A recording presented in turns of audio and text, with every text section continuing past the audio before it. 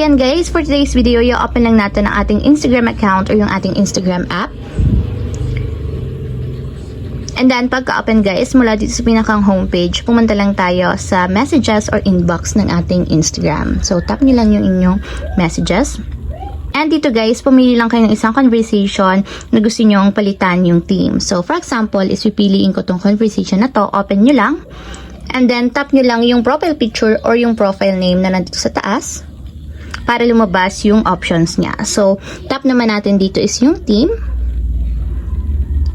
And dito guys, meron na ditong lalabas na iba-ibang klase ng mga themes na gusto ninyo. So, pwede kayong mamili dito sa mga nakalagay na themes. So, for example, is ito yung pipiliin ko.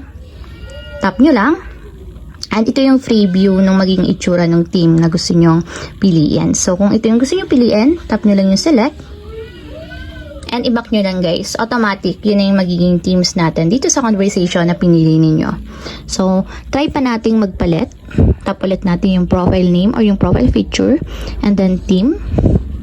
And dito nga pala guys, pwede din kayong mag-create ng sarili ninyong theme. So, pipiliin nyo lang dito is create with AI. So, tap nyo lang.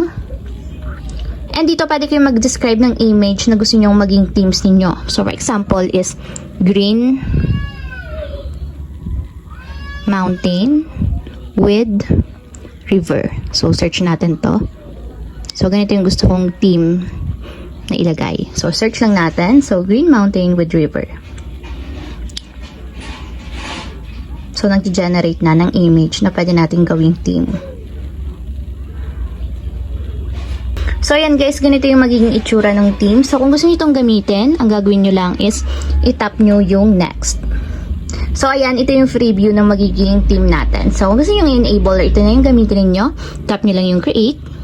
And i-back nyo guys, yun na yung magiging theme natin. So, pili pa tayo ng another theme. So, iba naman guys. Gawin natin, mag-create tayo ng ibang AI naman. So, pink candies, pink candy, and balloons. So, search lang natin. So, kahit ano yung i-search dito guys, kayo na yung bahala kung anong gusto nyong maging kalabasan ng image. So, ayan guys, ganito yung lumabas. May balloon siya, may candy, so pink. So, tap ulit natin yung next. And ganito yung maging itsura niya, naka-free view. So, create lang natin para mag-enable na. So, kukontinue lang natin. And ayan guys, ito na yung pinakang theme natin dito sa conversation na yun. So, ayun lang guys, ganun lang kasimple kung paano nga ba magpalit ng theme sa ating Instagram chats.